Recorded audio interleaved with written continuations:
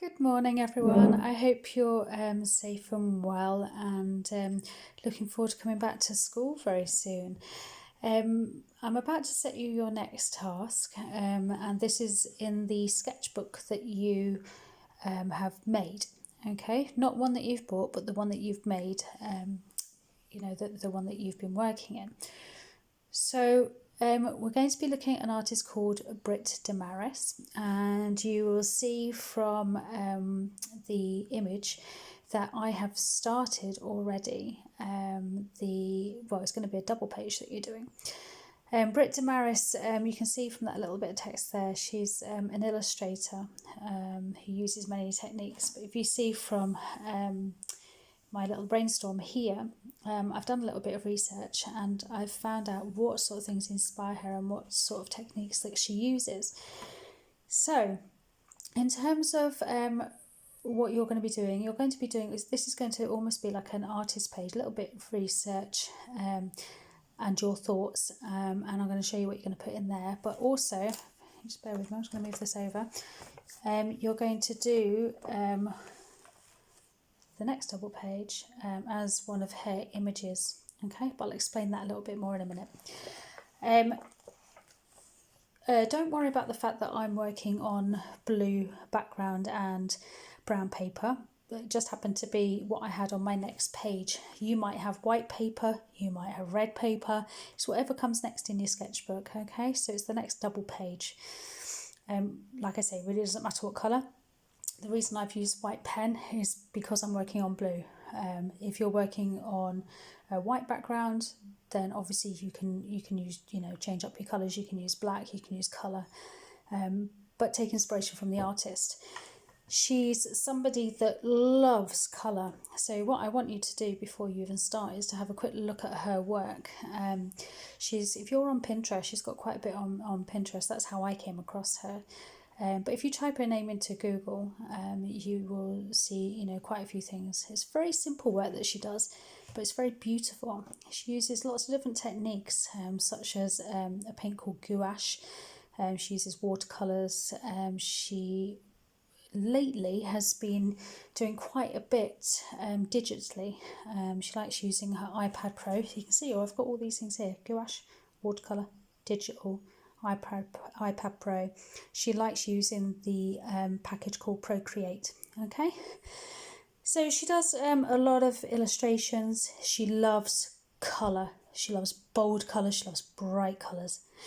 Her work's quite retro, so if you kind of look at that style of work, she loves nature. A lot of her work's based on nature, flora, fauna, insects, animals. She loves pattern, she loves shape. A lot of her work you'll see are basic shapes, a build up of basic shapes. Really simple, dead effective. She loves texture. So you're going to break up your page into 4 like I have done here. Okay, you're going to go around the edge, around your border with keywords. Now you can see I've got shape, texture, insects, retro, nature, all sorts of things there. And I've literally just used those keywords around my border. I've then split my page into 4. Okay, I've got her title of her name at the top, so we know who we're talking about. You'll see what we're going to do in these 2 in a moment.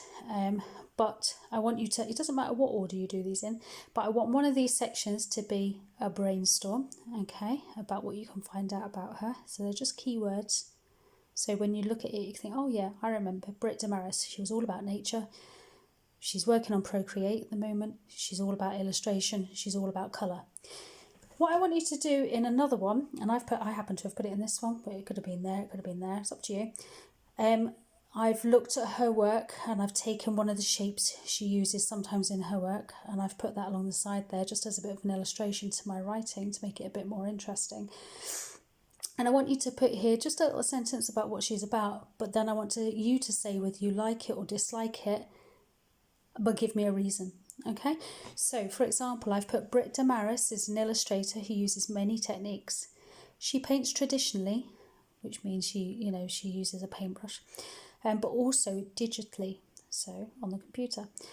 I really like the artist's work because although she uses simple shapes, she draws the viewer into her world of nature. Okay, that's how I feel about it. I think it's lovely. If you don't like it, say so, but you need to put why, okay, and give a good valid reason. Okay, so in terms of these two sections here, you're going to do a bit of collage. You're going to look at her pictures online. You're going to look at a few of her pictures and you're going to find a couple that you particularly like and you're going to try and recreate them. But rather than paint them, you're going to use collage. So you can use different papers, whatever you can find, okay?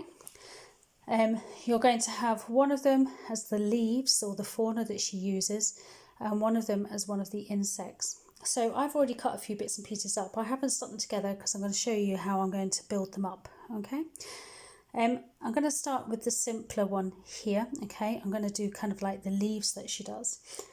Now, she uses very simple shapes, and like I say, I've already cut them out, so you don't have to watch me literally just cutting. And you're going to, very simply, and it is really simple, use these sorts of shapes here. They're like tiers, okay?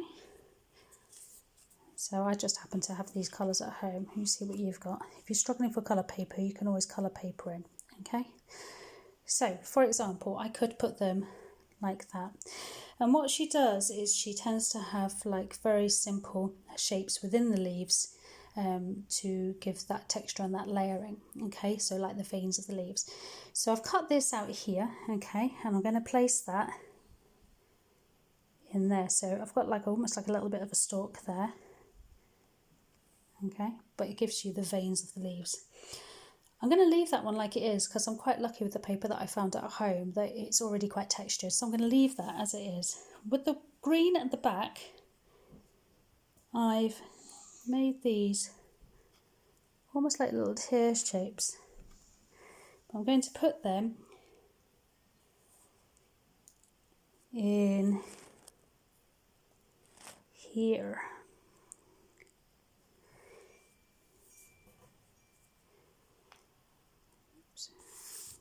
Can't have loads, just see what I wanted.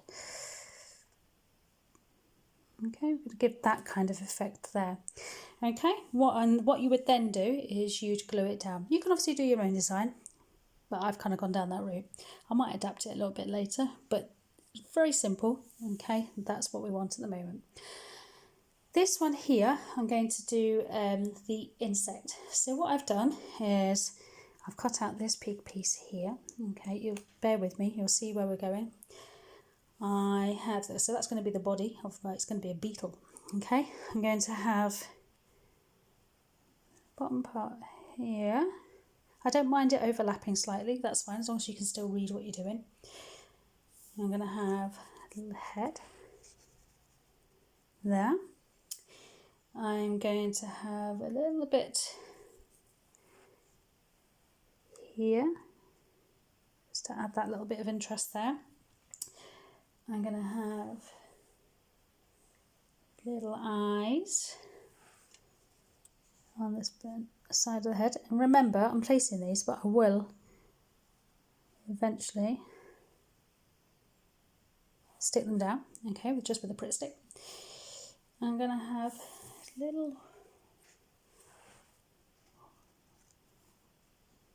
go in between the words there.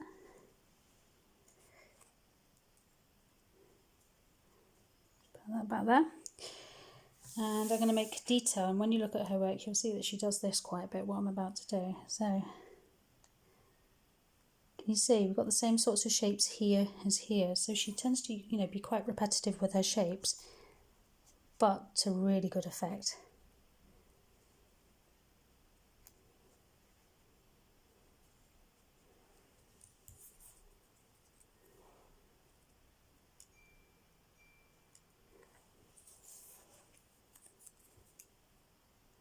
When I stick these down, I'm going to make sure that they're symmetrical. So what's happening on one side is happening on the other. I don't want them all skew-if. Oops, fiddly fiddly. Let's put that back. And what I would do is, once I've stuck it down, and I've got these all straight. I would actually draw little legs in, perhaps with like a black felt tip or something like that. I'm going to have legs coming into it. Okay, so that's what you're going to do. That's what your first page is going to consist of. So the leaves, start with the leaves because it's simple, gets you into it.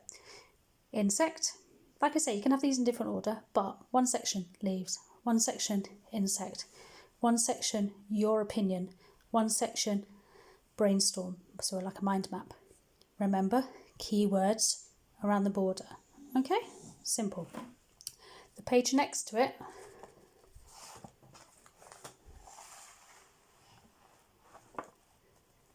I've based this on one of her pieces. So you can see I've got the same keywords around the edge, okay, and I've copied basically one of her pieces. So I want you to, on one of the pages, do an illustration of hers. It doesn't have to be this one. You choose one of hers. She's got some lovely pieces, and I want you to do, to the best of your ability, your version of her work. Now, I've just done this in felt tips because I figured that you'd probably have felt tips at home, okay? Although she would normally paint or do it on an iPad, I thought you might not have those things at home. So, felt tips, okay? Simple. If you haven't got any colours, then perhaps do it like black and white. So it's just a black and white illustration. But if you've got colour, then please use it because that's what she's all about. She loves black to, have that contrast, but she is all about colour. So you've got your double page. So you've got that and that. That, my lovelies, is your next task. Enjoy. She's a lovely artist, really simple shapes, and you can make this double page dead effective very simply. Take your time though, don't want to see anything rushed. Be proud of your work. Take care. Bye-bye.